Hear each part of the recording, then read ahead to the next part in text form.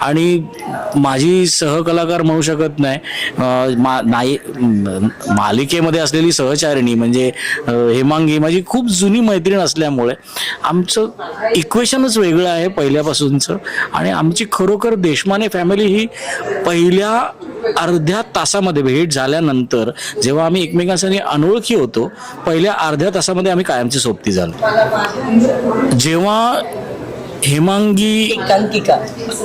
जेव्हा हेमांगीला स्टेजवरती कसं उभं राहायचं असतं हेही माहिती नव्हतं. आणि जेव्हा मी एक प्रकाश योजनाकार आहे, गेली जवळपास 34 वर्ष मी थिएटरचं लाइटिंग करतोय, जेव्हा मला ह्या लाईटमध्ये हा पेपर लावायचा असतो का हे माहिती नव्हतं, तेव्हापासून आम्ही एकमेकांना ओळखतोय. म्हणजे आता इतकी सोबत झाली आहे खरं तर तसं बघायला गेलो तर. आम्ही ह्याच्या आधी सुद्धा काम केलंय, म्हणजे आम्ही थिएटरमध्ये सुद्धा एकत्र काम केलंय, आम्ही सिनेमामध्ये एकत्र काम केलंय दोघांनी, पण मालिकेमध्ये आम्ही दोघांनी पहिल्यांदा आम्ही काम करतोय. आणि असं वाटत नाहीये पण पहिल्यांदा काम करतोय असं ॲब्सोल्युटली वाटत नाही, कारण ते आपण म्हणतो ना केमिस्ट्री तेव्हाच जुळलेली आहे.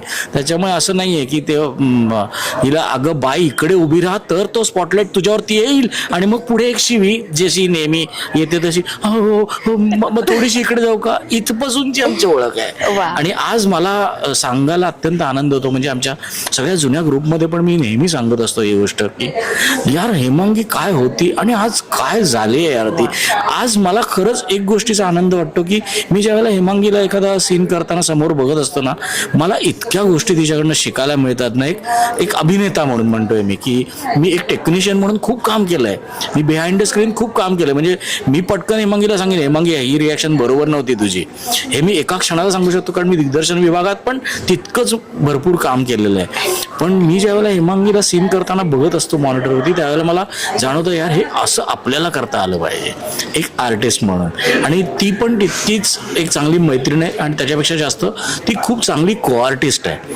ती असं होत नाही की अरे योगी एक काम कर ना, इथे असा रिॲक्ट हो ना, अजून छान होईल बघ, अशा पद्धतीने आमचं इक्वेशन आहे. आणि शी इज अ व्हेरी ग्रेट को-आर्टिस्ट.